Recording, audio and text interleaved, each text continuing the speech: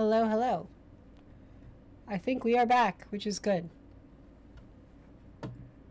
Well, my stream is a little screwy. That's fine. It happens.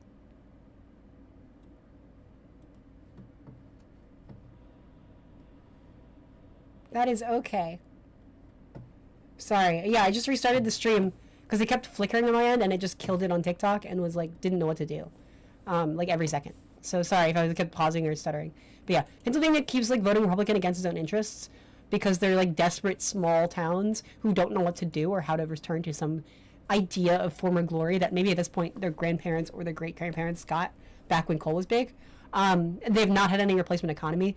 Joe Biden was sympathetic to that area specifically, to the Rust Belt, and did want to bring back like energy jobs, but new energy jobs in their place, which is brilliant to me. I think that's a good, fair kind of equal trade of like, oh, you know, we can't do coal anymore, but how about some wind? You know, we can make a factory to make some like batteries for electric cars or like to make windmills. And that's a good idea. Make solar panels. I think that's smart. It's like add some jobs back to those areas, but it's bad. So it's good to see Pennsylvania jumping ship. But even though Pennsylvania is considered a big swing state and it's gone blue historically, it's been going red a lot over the past like few years over the kind of Trump era, and I've had low hopes for it because of that. It's really, it seemed like it's going downhill, and it was like sliding deep red because there's so many like desperate poor working class people who don't have like good information access. And don't know what to do. And Trump's narrative of like, I will help the people who are forgotten resonated very, very well in Pennsylvania. And that's been underestimated by everyone. My opinion on Lenin? I don't have an opinion on Lenin. I really don't have an opinion on Lenin.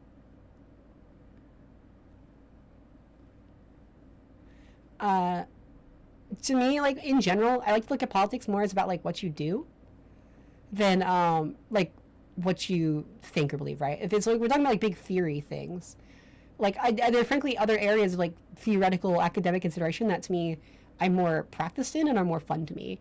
Like I'm a designer, like I have thoughts on like, you know, cool color theory stuff and psychology and game design, but when it comes to like big political systems, I've seen so many spaces go downhill because we get captured by this like we need to debate until we fracture over some uncrossable divide on like abstract theory stuff, and then in the end nothing gets done. There's a book, Politics is for Power, that I think is really good on this subject, and I've read like all the theory and stuff. Like I've read the Communist Manifesto. A lot of people haven't. Like I like to, you know, read stuff, but I never think it should be about that. It's like, how can we apply that?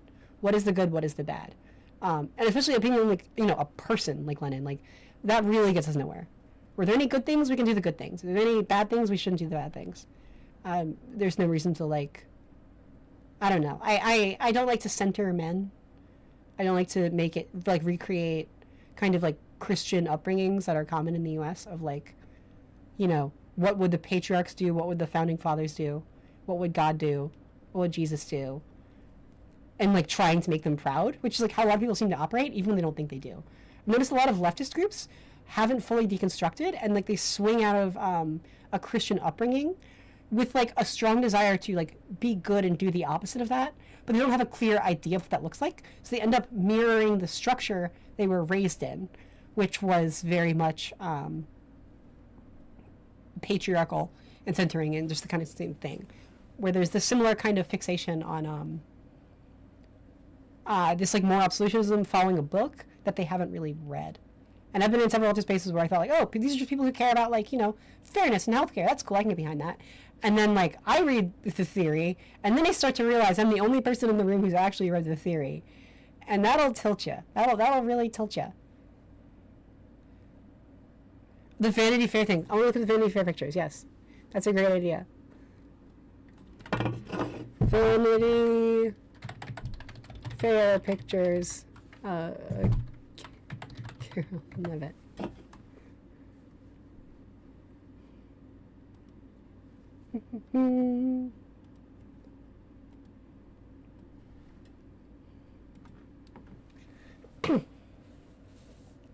Here we go. There might be a war tonight. There might be a war starting tonight, honestly. I would think more on Friday, because that gives people the weekend to, like, freak out and, like, not be able to do anything about it until Monday. Typically, like, if you fire people, you do it on a Friday. They have the weekend to kind of get some space. Like, these are the kinds of business tactics I would expect to see implemented. And then you have the weekend anyway to cool off or get used to it. But, like, nothing can really happen. So they're probably hoping for a lower journalistic turnout to declare war on a Friday. But we will see. Oh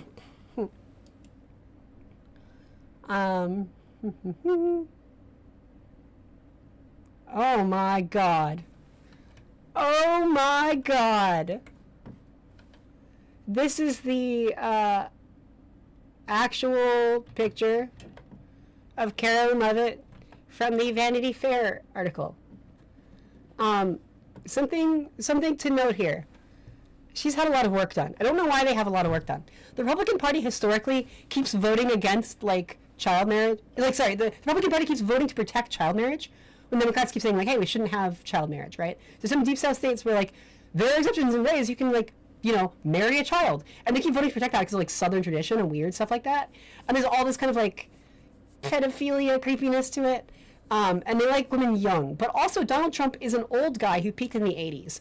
And he has a very particular taste in women who, like, look like they're from the 80s. Like, with, like, big done-up, like, hairdos and, like, gaudy makeup that look kind of like him, but as a girl, which is interesting. And because of that, like, he's warped everyone around him to kind of follow his own ideals and aesthetics and beliefs for his approval. And, like, they all stuck up to him. And a lot of these women are insecure, and, like, get this. So they favor in general, because even, like, the press secretary is, like, young, but likes to look old, which is weird. She's, like, in her 20s, but wants to look like she's in her 50s. It's really, really, really creepy. And they all get all this surgery. They're very insecure. They're, like, selecting for insecure blonde women who will do whatever they say. It's pathetic. It's really, really pathetic. So this is Carolyn Levitt. The bigger the lie she tells, the bigger the cross necklace she wears while doing it. And you can see zoomed in here. She's had lip filler. Like, if we notice, if we zoom in, if we enhance, I'm so sorry. I'm so sorry to make everyone look at this. We're going to look at this together. Okay? You see these little, like, red dots at the top all over her lips? That's where she had filler. Like, she wants the big kind of, like, Kim Kardashian lips. Also, all these beauty standards are really weird. Anytime you think of, like, usually white girls want, like, big lips and, like, big butt and really big boobs. Those are African beauty traits. Like, just more common naturally in African women. And you can see it back to, like, the 1800s and 1900s. Attempts to replicate that in fashion. You know, like, the old European dresses that have, like, kind of, like, big metal net, like, around the waist. So it looks like a big, like, a bird cage, like, in the skirt. That's because it looks like a big butt that sticks out. And which they saw because it was, like, after slavery and bringing over lots of African women, they were jealous of the African women. And lots of the white men were lusting after and sexually taking advantage of black women who didn't have a say against that. So then, like, the white women all started styling themselves to look like black women, which is weird. Because, like, I'm a white girl, right? We don't all have those same traits. I am flat, okay? But, like, you see all this weird appropriation of beauty traits. And so the more insecurity people have, the more people they try to transform their bodies. A lot of these people, too, on the right, like, identify with this weird kind of idea of, like, I don't know, like a white ethno state, which is, like, completely ahistorical. But they don't like whiteness, because they keep trying to transform themselves. They don't like their own, like, nature. They don't like their own bodies. So it's this weird thing. Like, it's all a lie. It's, like, none of them believe it. And, like, this is, like, such a big, clear example. They're all trying to look like old ladies from the 80s that Donald Trump would be into. Which is pathetic and weird, and it's tacky. They're so tacky. Like, so she's had lip filler all over, like, a lot of it, to get big lips. The makeup artist also did not, like, cover this. Because you could use, like, a lip liner or something, you know? You could kind of cover something darker and bolder that would go over this. But they, like, highlighted it, basically. See this glisten, this shine? So it's, like, this was an intentional own. The like, weird discolored makeup, like the blush just on the nose. But it's, like, so bad. You want that lower. The execution is terrible. They're, like, way too much eye makeup. It's, like, so sparkly. But it's a hard contrast because this is kind of a dull darker tone that contrasts with like the warm tones going up from the makeup, so it looks fake. Usually, like with color theory and stuff, you want a palette. You want colors that kind of go together. And this is kind of contrasting. It's like cool tones into warm tones, so she looks especially tired. It's just not a good look. The makeup artist was very spiteful here. The photographer was very spiteful here. You can really see it. There's also a lot of wrinkles under her eyes. Like there's a tiredness to her that this photo tries to emphasize, which is interesting too. She's very young, and I get that like jobs in the White House are demanding, but like she's under a lot of stress. Especially, we can tell she's had a lot of work done to specifically tighten up her face and limit the effects of that. And we're still seeing it. This is a tremendously stressed woman who's probably not sleeping very well. And the makeup is all highlighting that. Also calling attention to her nose is like like a Pinocchio kind of thing. I don't know. What are my thoughts on government abusing the people to fund a satanic organization? I have a question for you, Oz, in TikTok chat. Do you believe there is like a real like a monster, like a Satan, like a devil, like a monster who like can do evil magic spells, and that there are like people also getting power and doing real evil magic spells? No? Okay. So what do you mean by satanic? Because it really is a treat. Like occasionally I do see like, they're like typically like really old church ladies who've like not gone to school past high school. What are these rituals? Like what are they getting from the ritual? What is the ritual? Like they're just like cheersing at a bar, someone says something like, hey, like is it like that? Or like, do you think they're getting something from these rituals? I need to know, like, how literal is this to you? Because I get very excited when like I see people actually seem to believe in like Satanism. Like, what do you think is happening here? I get that a lot of people want to believe in some kind of magic or like something extraordinary. It's fascinating to me. And like I it's a common impulse because we want to be inspired, we want to believe in something. We wish reality was a little cooler than it was. There's so much like media too. We have like, fantasy and sci-fi and stuff, like adventure movies. Like real life is boring by comparison, and people want that.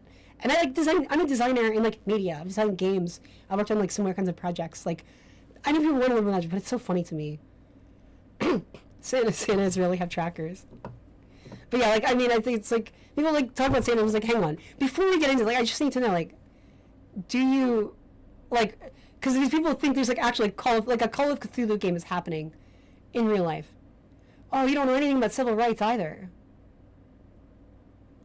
So he's like, these people are doing rituals, right? Like, what do you think the ritual is? Just like a tradition people are doing, or do you think there's any kind of like power in this? Please, I need to know. Like, what do you think people are doing rituals for? Is anything working?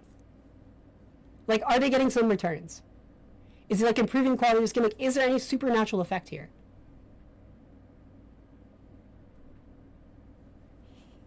This is so delightful to me.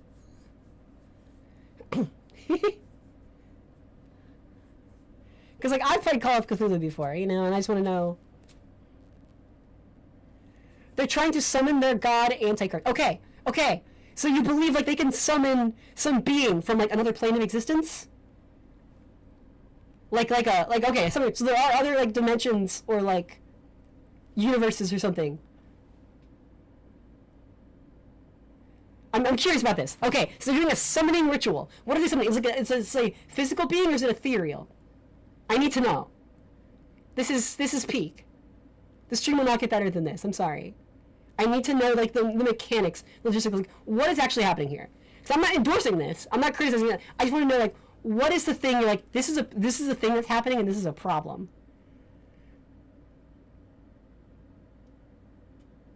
You gotta tell me.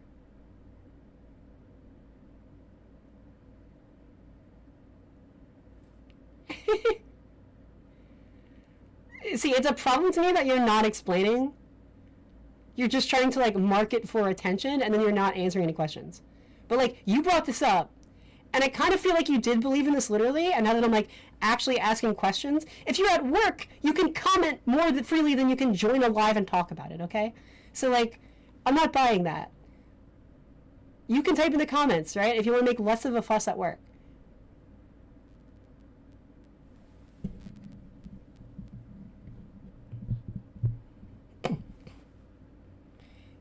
It seems there are other people in the TikTok chat who also unironically believe this. No, I don't believe in anything supernatural. You brought up something supernatural. Do you believe that they're going to sacrifice a cow and then some actual being will come down from the sky? What is its creature type? Like, what is its... Explain to me. You seem very familiar with this. You have like very specific understanding and ideas. Like, what do you think exists in our world, or like exists in another world and will come here? I know this guy thinks they sacrifice. No, see, you gotta answer this for me, right? I think you're embarrassed of your own beliefs and opinions here. What do you believe?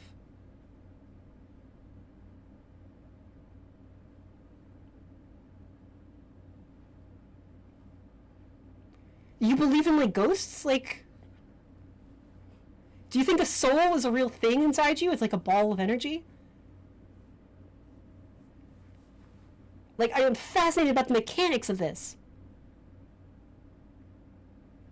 You're trying to kick the can and Neil looks it up, but I can find different stuff than you believe. And I want you to show... You brought this up. Like, you do have beliefs and opinions on this. I know you have information on this. What do you think it is? There's a ball... It's like a ball of energy. You can extract it. Like, how much does it weigh? I can turn it back a little bit, yeah. But I'm so fascinated. Come on, you can't just say you believe in Satanism, or like you believe there are Satanists who are like doing actual magic rituals, but you're against that. No, that's their beliefs. Okay, what are your beliefs? Do you believe this is a real threat or a real problem?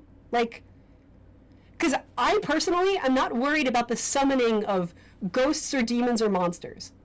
Even if I'm not for that, I'm not like, oh, gosh, those guys are doing that, and I believe they're doing that. And then once those happen, that's going to be a problem. We're going to need to, get some paladins together and, like, hit them with some smites. Like, I really need to know. I'm taking this so seriously. I want to know. My hat says he's on the list. It's a real threat. Okay. They're making other religions... How are they making other religions... Okay, so they're, like, do you believe in, like, psionics? Like, is this a telepathic control? Like a mind control kind of thing. They have those spells. So, I'm getting right now that, like...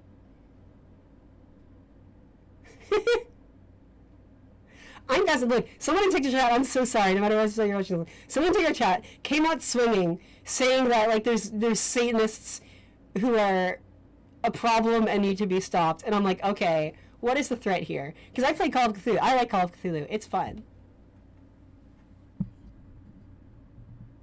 Yeah, we'll scroll off the lips, right? But is this like, if you're worried about like monsters existing, maybe start with this one. But we'll scroll down. So no, come on, Oz. Now you're pivoting away entirely from the Satanism thing. I want to get to the bottom of this. You said there were rituals. What are the rituals doing? They're bringing in some kind of monster, right? Someone in chat is trying to bring this to back. I don't believe in this, but I think it's funny as hell. I need to, like, see into this person's brain. I need to understand this worldview here. Like, please, I need to know. There's a ritual.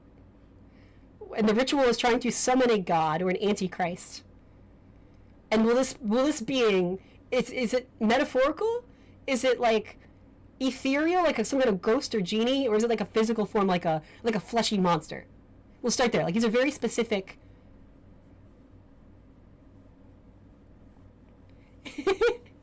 I need to know. Okay, you don't believe in monsters. All right, so this is like a genie type thing, like some ethereal ghost.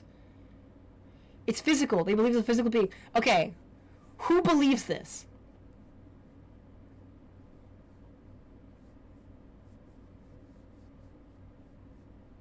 I'm not Jewish. Jews? How many Jews do you think believe this?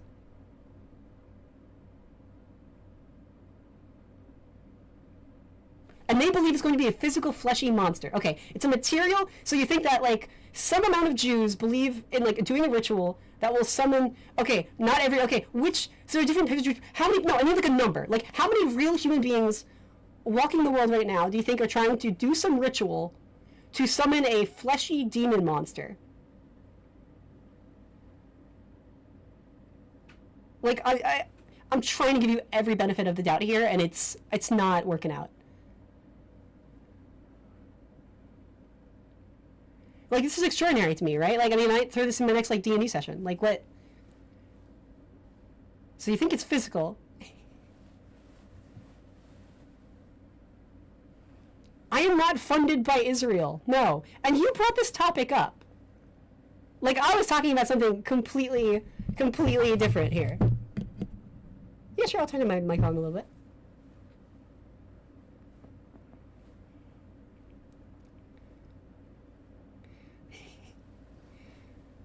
The tunnels? Oh, these are the tunnels in New York? Because those tunnels were actually real. I forget why, but there's like, it was during COVID. Oh, right, because it's COVID restrictions. They couldn't meet in like, their, what's their church called? A synagogue? And there's one guy, like, I keep hearing voices below my apartment in New York. And no one believed him, and then it came out. He's like, I told you. I'm really desperate here. See, like, they keep running away. What do you mean, am I funded by Israel? You brought up this topic. I don't have any opinions or beliefs on the topic. I'm excited. I just want to understand what you're pitching here. Because, frankly, to me, like, if other people are getting together and they're playing pretend that they're going to summon a monster, I'm not worried about the monster personally, okay? Like, you can go say Bloody Mary into the mirror 3 times, and I'm not going to be like, wait a minute, I don't like that, but it's still my problem if you summon the ghost. Because I don't believe in this, but you summon a ghost, and if you do it, you will actually summon a ghost. And we need to deal with that. My hat says he's on the list. Like, I really need to, like, I'm not worried. You can go say Bloody Mary, Bloody Mary, Bloody Mary, whatever. You worry about the things they're doing. Okay, so you want them saying Bloody Mary? Like, if they're just playing pretend, I don't care. You shouldn't care either. Like, this is not a real thing. It seems like a really sad LARP group from what you're describing. Or a banger, like, Call of Cthulhu campaign. Why? You don't need to join. You brought this up in comment. Like, I'm asking very short, direct questions. You've not answered most of them, and now you're, like, gunning for weird time to talk about it. Like, you can express yourself just fine. I keep asking you questions about your side, and you're not answering any of them. I'm letting you give whatever narrative you want, and you're not giving any. Whatever. I'm running things through Streamlabs. I can't change permissions. What a liar. These people, like, never count on, like, actually being interrogated about their beliefs. It's not hard. Just keep waffling and spinning in circles. Like, this is the equivalent if I was like, hey, did you know that Christians are cannibals? Did you know that, like, Catholics are going around and they're eating the blood and flesh of Jesus Christ every week? They call it communion. It's a savage ritual, and they're actually doing this, and it's like somebody, like, no, bro, this was your agenda. Like, you brought this up. Like, he's just like, oh, they eat God. Can you believe they're doing it to Jesus? Like, it's. I'm not worried about that. That's nothing. That's nothing. Why are you scared of that? Like, how weak do you have to be?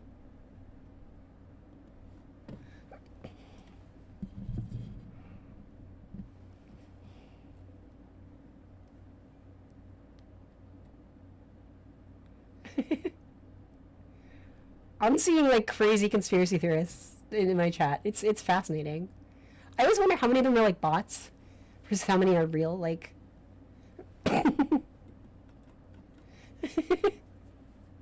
imagine being so small. But I'm not Jewish.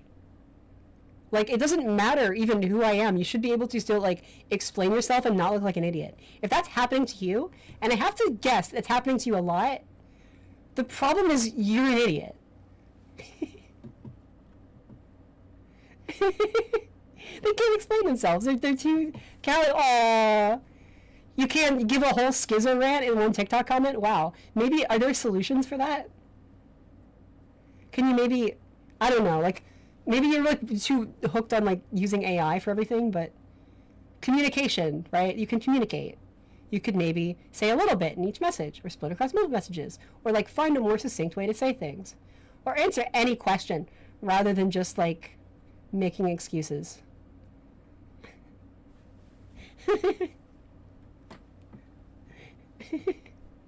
What a loser. If you're at work, why would you be joining a live? Where do you work? Does your boss know? I'm so disappointed. All these Satanists, like, never, like, you know, people who are like, oh, there are Satanists and that's a problem. They never, like, want to be called out on it.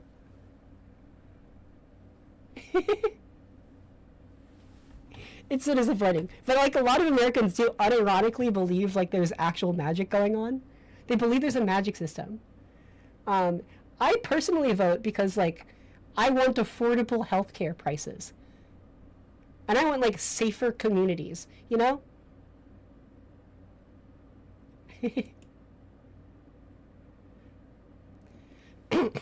The big address this evening, I don't even know if he necessarily has a topic. I think Trump is primarily looking to attract attention and headlines, right? When he throws something like, I'm going to give a speech later, that gives him media focus through the whole day. That's why I try not to worry about it too much. I think there's like any number of things that can slot in. Because if not for that, what are the default news stories right now? ACA subsidies and the wildly unpopular reports of what is amounting to a new war. Like, those are the other big stories. So, like, throwing up something like, you know, there's going to be something big later. It's trying to get people talking about something else. Like, Donald Trump's entire skill set is marketing. Not governing, not business, marketing. And he's good at it. Like, he knows that works. So, it'll be whatever they come up with at the time. Might be trying to even formally announce a war, but, like, from positively. Yeah, and the Epstein list, too. Like, it's all smoke and mirrors. It's whatever. I'm not Jewish. Are you Jewish? Why does it matter? Are you worried? What spell do you think I'm going to cast on you right now? I don't know about you guys. Personally, I ship groypers and TikTok witches. I think we should get together.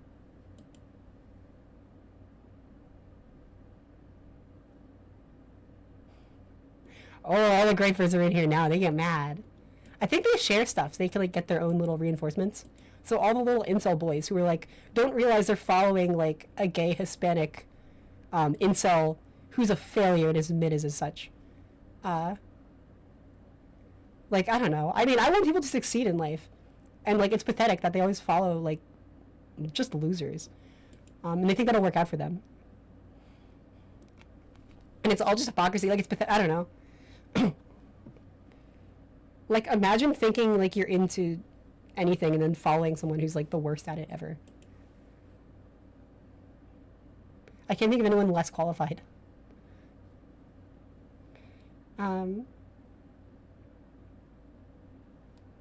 is this about? Oh yeah, this is about the gosh, the East Wing was destroyed. That was mainly for the pictures. We're looking at the pictures really. Let's see. Oh yeah, there's another big story. Warner Brothers is favoring Netflix over Paramount, which is good. Or he's gonna buy them out. Oh, are you doing like self-awareness test? Yeah.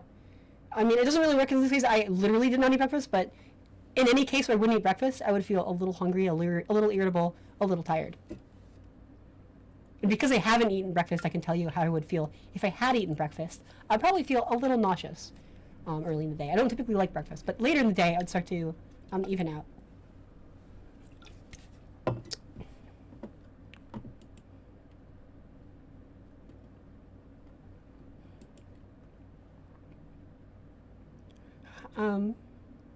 Warner Brothers Discovery has told its shareholders to reject Paramount Skydance's $108.4 billion takeover bid. Paramount has said its offer was superior to a $72 billion deal that Warner Brothers struck with Netflix for its film and streaming businesses.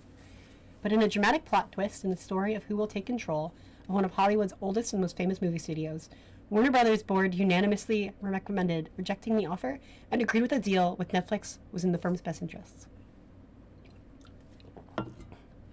The media giant put itself up for sale in October after receiving multiple expressions of interest from potential buyers, including approaches from Paramount Skydance. On 5th of December, Warner Bros. Discovery said it had agreed to sell its film and streaming businesses to Netflix. In a lengthy legal filing, Warner Bros. Discovery's board said the offer from Paramount poses numerous and significant risks and strongly rejects the idea that the Ellison family, one of America's richest, is financially supporting the bid. I do not like the Ellison family. They're gunning for a media monopoly, and if there has to be a merger, which realistically, I think there's going to be, I would rather Netflix. Also, on their own merits, I believe Netflix does better with generating new and worthwhile creative properties than Paramount has. Like, if you've used either streaming service, it's pretty clear. Netflix has problems of its own. Like, Netflix does not renew its shows long enough to give them all a chance. But there are some absolute bangers that are just simply not mirrored on Paramount.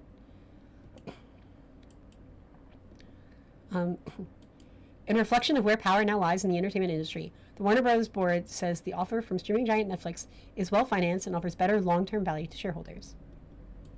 Netflix welcomed the recommendation from Warner Bros. Ted Sarandos, Netflix's co-chief executive, calling the company's merger agreement superior and in the best interest of stockholders. In a letter to Warner Bros. Shareholders, Netflix reiterated its stance that its bid for Warner Bros. Involves a clearer funding structure and less regulatory risk. Paramount could still come back with another offer, meaning the takeover saga gripping Hollywood isn't over yet. There are considerable differences between the Netflix and Paramount offers. Netflix wants to buy Warner Bros. Movie studio and its HBO streaming service, which would give it access to Warner Bros. Rich library of content and secure access to its movies and shows for its subscribers.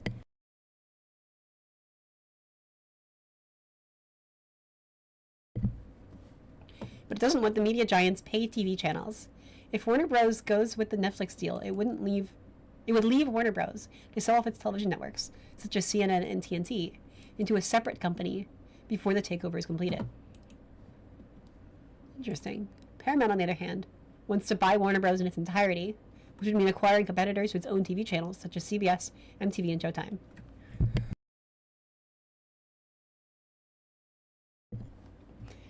Yeah, my partner and I have started getting like DVDs of our favorite shows, and it's worth it. Because even exclusives now are starting to go under because no one to pay the license for them, which is sad. Regulators might raise questions about an erosion of consumer choice as the entertainment industry continues to consolidate ownership. The week after Netflix announced its deal to acquire Warner Bros., Paramount Skydance launched a new offer for the whole company, including its television networks. The takeover of Warner Bros. Is expected to face scrutiny from competition regulators in the US and Europe. A new owner of Warner Bros. Would gain a significant edge in the highly competitive streaming market. It would get a huge library of films and TV shows, including Harry Potter, the Monsterverse, Friends, and the HBO Max streaming service. What is the Monsterverse? A new owner of Warner Bros. Would gain a significant edge in the highly competitive streaming market. Oh, I forgot that already. Some in the film industry have criticized the plan to merge all or part of Warner Bros. With a rival. The Writers Guild of America's East and West branches called for the merger to be blocked, arguing it would result in lower wages and job cuts. The volume of content for viewers would also be reduced, it said.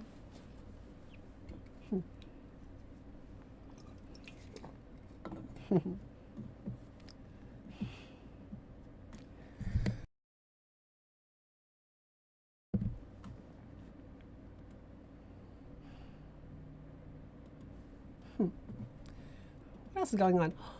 Oh, this is one of my favorites. Ramaswamy calls on conservatives to reject Reuters. This is something, it's a little off topic now, it's a bit of a jump, but I was really excited about this when I heard this earlier. Because it shows the utter pathetic state of the Republican Party right now. Like, they are absolutely in disarray. They are absolutely divided. They are eating their own tail, and they don't even know where they want to go from here.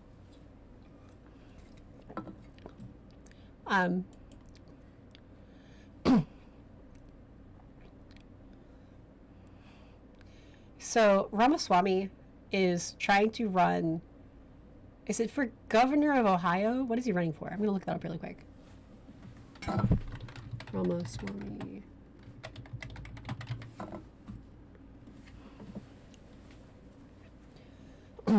Yes, okay. Yeah, that Ramaswamy is running for Ohio governor in 2026. He is starting early, of course, as they tend to do. He is not very popular. A few things about Ohio. I've been to Ohio quite a bit. My partner's from there, so we visit for the holidays. Looking forward to it. Ohio is very white, and though it's considered a swing state historically, has gone like very deep red and bought hard into the MAGA kind of thing. It's not going well for Ohio. Like it's not good. It's not on the up and up. But that's what they chose. And Vivek Ramaswamy, failed presidential candidate, is now trying to run for governor of Ohio, thinking it's conservative enough he stands a chance. You may have noticed something else about Ramaswamy. He is Indian, and he's also a Hindu. And when you've spent years nurturing a cult without any criticism or, pushback of white supremacists who are insane and uneducated, they do not take kindly to him there. And he is getting a lot of hate. So he's really reaping what he sowed, what he helped sow, what he endorsed and apologized for. And I don't have a lot of sympathy for that, because, this is what he ordered. And now he's realizing how bad things are. He's trying to pivot and become one of the more moderate ones. He's urging conservatives to reject groyper transgressions, becoming the latest Republican to weigh in on the ongoing debate in the party over anti-Semitism. If you, like Mr. Fuentes, believe Hitler was really effing cool, or you publicly call Usha Vance something, I don't even know that one, then you have no place in the conservative movement, period. Ramaswamy wrote in a New York Times op-ed published Wednesday, referring to a derogatory ethnic slur against South Asians. In the quote, Ramaswamy was referencing Nick Fuentes and Vice President J.D. Vance's wife, Usha Vance, the daughter of Indian immigrant parents. Ramaswamy shared that he had been the target of racial slurs and attacks on social media, despite older Republicans doubting the rising prevalence of white supremacy in right-leaning online circles. It's missing a preposition there. What do I stand for? Free speech, free healthcare, free Britney.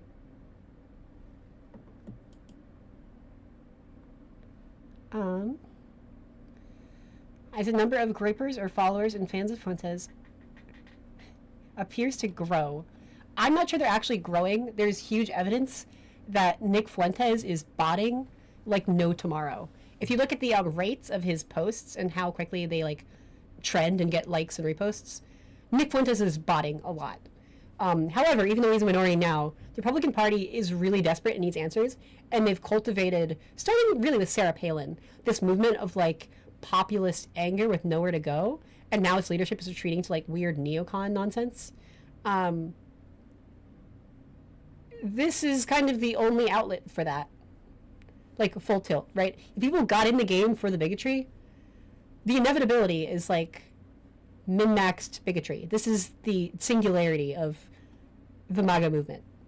Because if you actually just care about the bigotry, why would you settle for anything less?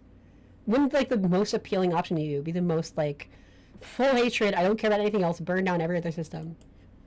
This is where it's leading. So it's pathetic. So we'll see if they have enough numbers or how that's going to tilt, but the Republican Party has been embroiled in an inter-party struggle over whether the party should welcome groups associated with Fuentes, a debate that burst into the open after Tucker Carlson interviewed Fuentes on his podcast. Carlson, during his friendly October interview with Fuentes, said GOP backers of Israel have been seized by this brain virus.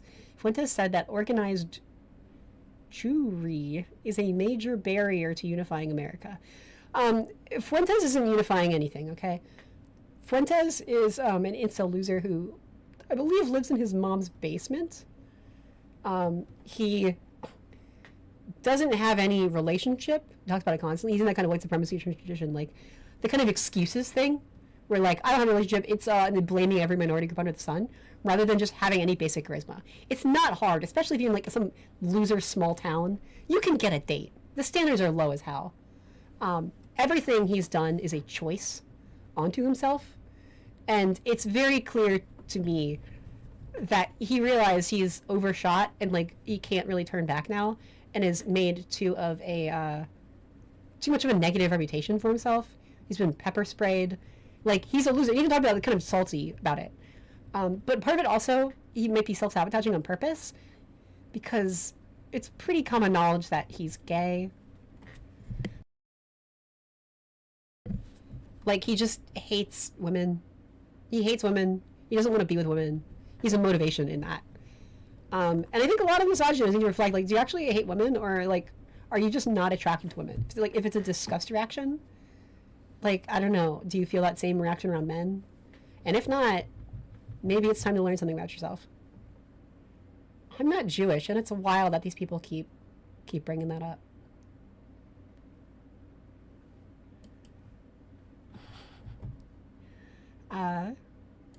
Well, President Trump defended Carlson's decision to interview Fuentes. House Speaker Mike Johnson called it a big mistake. The president of the conservative think tank Heritage Foundation, Kevin Roberts, also initially defended Carlson's interview, arguing the real enemy was the vile ideas of the left. But after much backlash, including from Senator Mitch McConnell and multiple employees quitting, Roberts walked back his comments and condemned Fuentes' rhetoric. The thing with that is, like, thank you for the kitties. Brixie 34. The Republican Party is, like, on a real weird fault line right now, and the Heritage Foundation is one of the big players behind things, right? If you really want to know, like, who's behind different stuff, even people who are, like, you know, on both sides of the aisle, frankly, who are like, oh, but AIPAC, there's, like, a Christian group donating to it, like, even bigger and, like, throwing more money at the wall. And the Heritage Foundation is, like, a weird Christian nonprofit, like, run like a country club by, like, weird old obsessive boomers. Who started as, like, we want to promote small businesses, and then as soon as they got power and money, like, are now anti-small business, which is, like, anti-American. They are trying to control you. They are trying to control American society for the worse, because they're pathetic old people who don't have any, like, personality beyond going to church. Like, they're just out of touch losers. Like, they're not used to television, or anything else. Like, they're just old. Their interpretation is pathetic. It's out of touch. But they are trying to be the kingmakers. So it's like Mike Johnson is in their pocket. Like, all the, like, the super, it's about the Christianity stuff are in their pocket. Also, all the tech bros, weirdly, are on that side as well, because they see religion as a means of control. So that's, like, the one group. On the other side, you have the populist group, who are very, like, bottom-up grassroots, your Marjorie Taylor Greenes, your Nick Fuenteses, and they kind of clash a lot. So it's sort of this old neocon way with, like, newer, like, renewed Christian obsession, versus the, like, populist, I just want to be mad people, and, like, tear this all down. This feels kind of like, you know, dusty and old. Let's get rid of it. Both sides suck in different ways. So it's like they don't have a complete answer for anything. The rich, entrenched, old school side has all the money. The populist side has all the people. Neither side has fully realized this yet. So the Heritage Foundation is trying to be the kingmakers because they're in charge of the one faction, and they're hoping to reclaim power. That might slip to the populists. Like, if Nick Fuentes endorses somebody, the power could swing away from the Heritage Foundation. Mike Johnson, who's, like, obsessively Christian and, like, in Trump's pocket, in his pants, really, is on the side of the Heritage Foundation mostly. The Heritage Foundation, though, initially tried in defending Carlson and endorsing Fuentes. And that's because the Heritage Foundation might be starting to hedge its bets and see that what they've done is not popular and are looking for some new way to continue that. So think of, like, Darth Sidious, right? And his apprentice was, what's the actor? He's Count Dooku. So Count Dooku is his apprentice, right? And he's like, good, I'm betting on Count Dooku. And then he's realizing, like, oh, Count Dooku might not actually work out. I don't know if I want Count Dooku to be my guy. But Anakin over here, he's way more in touch with the kids, and he's way angrier. And this could be, like, a sneaky way in to do something entirely new and different. And so he's brought them together, and Anakin is, like, wants to turn on him, right? And then Darth Sidious is like, do it. Kill him. And so they're trying to, like, tilt that, right? So, like, the Heritage Foundation is kind of playing both sides, and they might want to back the other horse. It's still a bit unclear, but then there was enough backlash. They did say, never mind, we retreated. They went back to Count Dooku. I don't know if that's going to hold. I think through the course of a primary season, like we saw in 2016, where Trump was the underdog and initially just, like, kept demolishing the Republican establishment one by one because no one actually cared about them, we might see a similar thing happen in 2028 with sort of more of, like, a Groyper populist candidate, whether that's Marjorie Taylor Greene or someone she endorses. Tucker Carlson might be the best bet. I think Marjorie Taylor Greene is done. I think Nick Fuentes is too young and too problematic. Tucker Carlson might have what it takes to capture the populist base and be that candidate. So that's something to, like, watch out for. If they can get both of those sides on board and maintain that coalition post-Trump, they're a real threat. If they can't, I think they're pretty cooked. But I mean, so many people online who are like younger and populist and mad are like, oh, they're controlling everybody, and they just point to like Israel, which like I guess, but like more prudent, like more to the point here. The Heritage Foundation specifically is like dumping money. I forget the name, like the Christian super PAC that's like for Israel, like dumping way more money. The Christian nationalists, they are all old and they go to country clubs together. They've like soaked up money from generations and are pooling it. They're the ones to watch. And then there's like the tech bro oligarchs who are also sometimes religious, like Peter Thiel, but they're like all uniquely crazy, like Elon Musk and Peter Thiel and all of them. The Ellisons who who control Paramount and are trying to buy Warner Bros. Wherever that article was, but that's also like they're in the kind of like old rich guy pool. If the populist right wants to take power, the thing to watch out for are these kinds of names like Ellison, like Thiel, like Musk. See if any of them switch sides. If they realize everyone's not going to go back to church, because the tech bros, they have a better sense of like data, like big data. They can track where people actually are going, what they actually care about. If they can get the money to follow them to the populist side, they have a chance of winning. I suspect if one of them is going to flip, it might be Elon Musk, because Elon Musk has been scorned by Trump repeatedly. He's always a weirdo. He always wants attention. Elon Musk realizes like he can, has power to manipulate a lot of stuff. Elon Musk also has a lot of money. If Elon Musk wants to spite, he might be able to solo all of the Christian nationalists and other tech bros. Peter Thiel is uniquely weird, but he has his own like anti-Christ obsessed, like the weirdo loser in chat. You can get this hat. It's actually on my website, which is my link in bio, shesrightshow.com. I make shirts and funny stuff. If you want to support me, you can do that there too. Yeah. I tried hooking it up to TikTok Shop, but it caused so many like errors and things were going through, and I felt bad, so I unhooked it.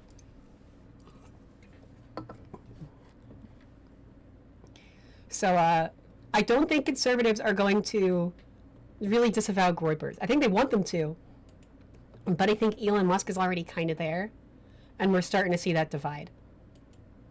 And neither of these two factions is enough of a threat on its own. There are so many pissed liberals. They don't even have to be like, especially, good or interesting people. If anyone has any problems with liberals, like, I'll agree with you. But like, even, your basic, mostly apolitical mom in the suburbs is going to be like actively pissed. And someone like Gavin Newsom, who's like liberal rage incarnate, might sweep, despite his imperfections. Like, there's a massive counter push to this. So unless they can find some goofball way to keep this conservative coalition together, it's going to fracture. I think Tucker Carlson might be the only one, in large part because Tucker Carlson was on Fox News for several years, and every like brain rotted boomer knows his face. He's like their like Miss Rachel. Like, they just have been watching him for years, and he soothes them. And if that sounds pathetic to you, you are right.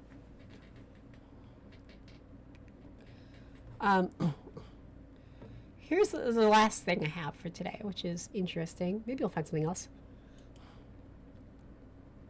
Jack Smith tells lawmakers his team developed proof beyond a reasonable doubt against Trump. Former Justice Department Special Counsel Jack Smith told lawmakers in a closed-door interview Wednesday that his team of investigators developed proof beyond a reasonable doubt that Donald Trump had criminally conspired to overturn the results of the 2020 election, according to portions of his opening statement obtained by the Associated Press. Smith also said investigators had accrued powerful evidence Trump broke the law by hoarding classified documents from his first term as president at his Mar-a-Lago estate in Palm Beach, Florida, and by obstructing government efforts to recover the records. Can you imagine any other president, especially a Democrat, leaving office and then keeping boxes of records in their bathroom? That would be like decried as treason. It would just be treason. I made my decisions in the investigation without regard to Donald Trump's political association, activities, beliefs, or candidacy in the 2024 election. Smith said, "We took actions based on what the facts and the law required, the very lesson I learned early in my career as a prosecutor." He said that if asked whether he would prosecute a former president based on the same facts today, I would do the same regardless of whether the president was a Republican or Democrat. I also hate how, like, Democrats always have to apologize for this and qualify this, like, 30 times, while Republicans can do whatever they want. I'm sick of double standards. No one's ever asked a Republican this. Well, Ms. Pepper, I am not you. And I don't know what you have read. Okay, that's usually around 4 years old. Kids start to develop a sense of like their experience is different than other people's experience, and what they remember and know, other people don't remember and know. So like if you give a kid a box of crayons, but you put a grape in there, and then you have them open it up and they see a grape, and you close it again and say, hey, let's ask your sibling, what will they think is in the box? Will they think it's crayons or a grape? And if they say a grape, they think that their sibling already knows, but the sibling has no reason to know that. The sibling would assume there's crayons in the crayon box. So if they say, oh, she'll think that it's crayons, that means she's understanding her sibling's perspective. But if she thinks it's just grapes, then she hasn't reached that milestone yet. So maybe you have a ways to go on that. I am not MAGA, but that's okay. Literacy is hard.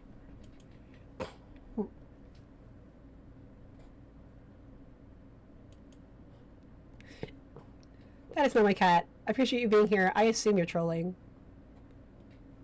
which is fine.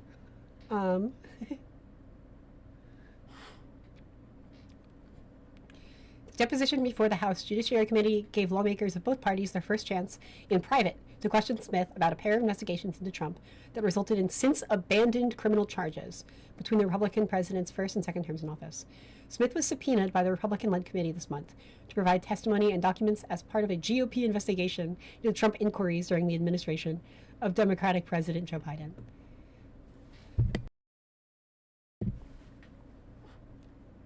Thanks. Glad to be back.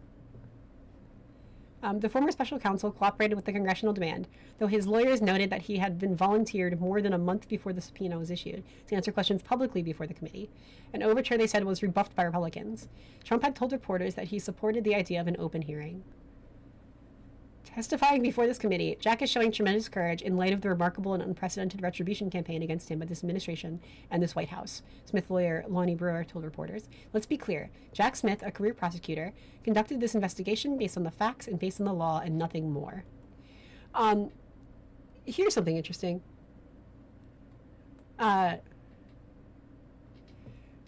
So he volunteered to answer questions publicly, openly. Jack Smith volunteered to answer questions to a public, like, trial or committee hearing, like, on camera. And Republicans rebuffed that. Why did they rebuff that?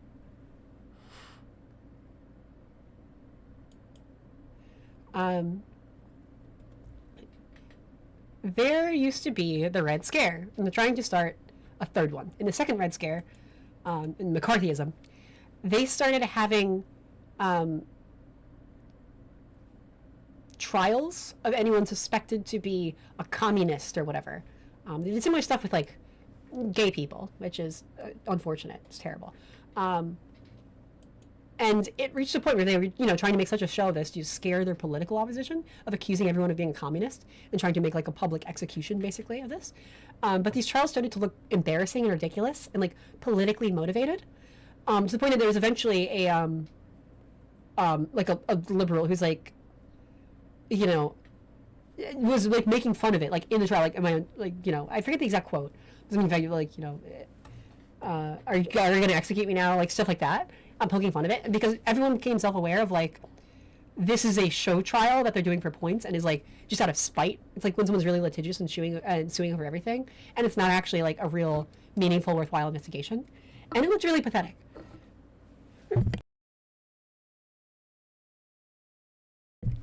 So when Jack Smith offers to do this publicly, she's trying to kind of evoke that and bait that of like, this is a pathetic sham investigation. Let's like show the world and we'll see like how much of a nothing burger this is. And it will end this kind of, we need to investigate everyone in the Biden administration just out of spite. It's pathetic.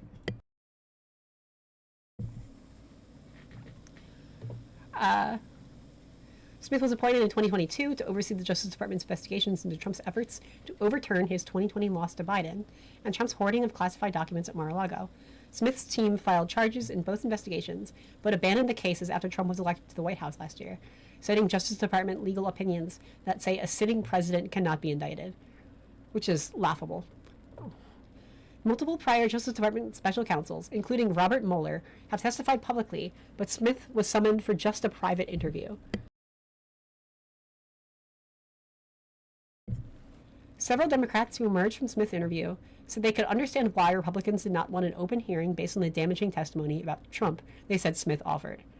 The committee's top Democrat, Rep. Jamie Raskin of Maryland, good guy, I know him, I live in Maryland, said that the Republican majority made an excellent decision in not allowing Jack Smith to testify publicly because he had done so. Because had he done so, it would have been absolutely devastating to the president and all the president's men involved in the insurrectionary activities of the Capitol riot on January 6, 2021.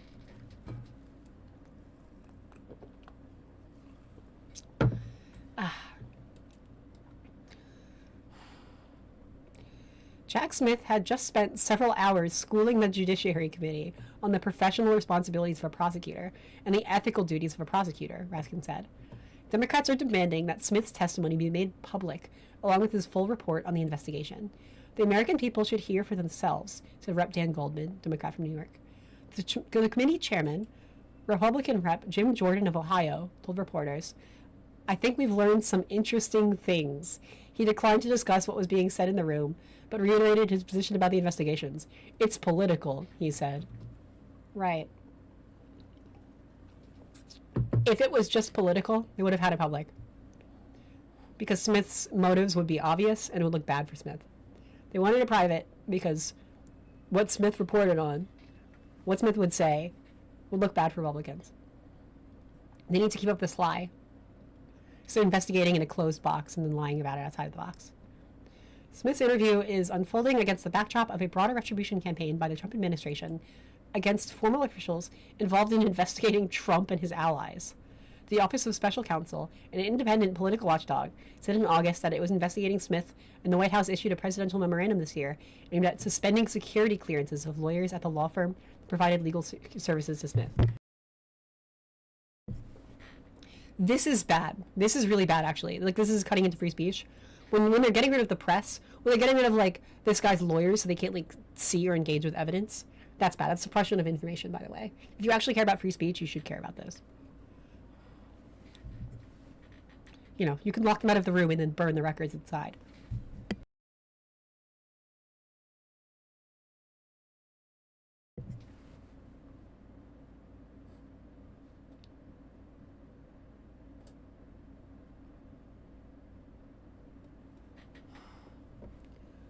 Well, shoot.